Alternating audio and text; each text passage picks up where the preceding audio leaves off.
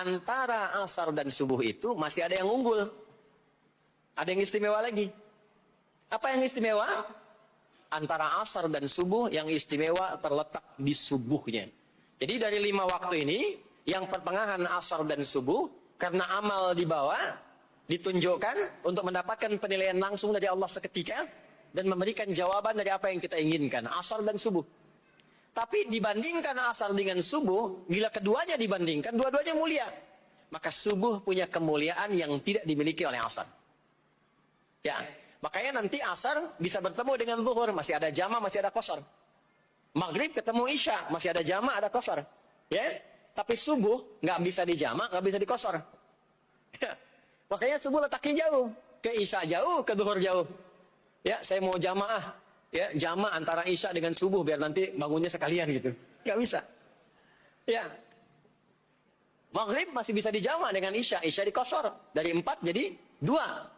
Maghrib nggak bisa dikosor, karena 3 nggak mungkin jadi 1,5. Ya, zuhur udah 2, masa mau dikurangin lagi? Subuh udah 2, nggak mungkin dikurangi lagi. Maka dari itu subuh menyendiri sendiri.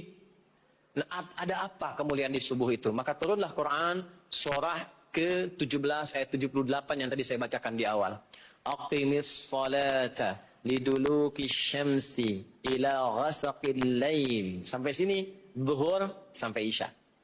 Dulu syamsi tergelincir matahari itu zuhur. Sampai ghasaqil lail tiba malam itu isya. Lalu ditutup ujungnya wa qur'anal fajr. Khusus untuk subuh itu ditambahkan selain salat ada bahasa Quran di Quran sendiri. Khusus untuk subuh redaksinya ditambahkan dengan Quran. Apa itu Quran? Halo, apa itu Quran? Kalau tidak tahu cepat katakan wallahu a'lam deh. Apa itu Quran? Wallahu a'lam. Ada Quran, ada Al-Quran.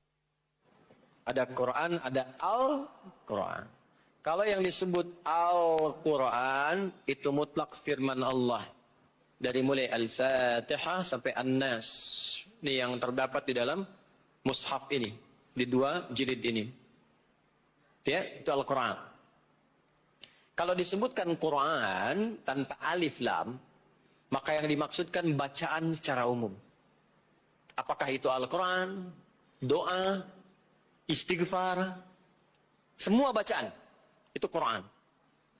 Kemuliaan sholat subuh itu dimulai sejak waktu fajar, matahari mulai keluar sinarnya untuk membelah gelapnya malam, itu sinarnya disebut dengan fajar. Nanti subuhnya saya terangkan di akhir. Sinarnya dibelah, membelah kegelapan malam, fajar shadiq. Maka pada saat itu bukan hanya sholatnya yang punya keistimewaan seperti sholat asar tadi, tapi semua bacaannya langsung dijawab seketika oleh Allah Subhanahu wa Ta'ala. Dipersaksikan oleh seluruh malaikat dan dijawab langsung oleh Allah Subhanahu wa Ta'ala. Jadi kalau Anda berdoa, maaf, doanya lebih cepat terkabul kalau dipanjatkan dengan cara yang benar dan khusyuk. Kalau Anda istighfar, langsung dijawab. Kalau kita baca Quran, pahala langsung dituliskan berlipat. Itulah kemuliaan waktu fajar. Jadi Allah sendiri yang menyampaikan, bukan cuma sholat yang penting, semua bacaannya itu langsung didengar, langsung direspon, langsung dipersaksikan. Karena itu ada anjuran bahkan dari Al-Quran, dan ini dikerjakan oleh semua sahabat, saking pentingnya sholat subuh itu, waktu fajar itu, bahkan mereka bangun dan menunggu sebelum tiba fajar. Maka disitulah muncul kemudian tahajud. Maka muncullah kemudian istighfar sebelum waktu subuh.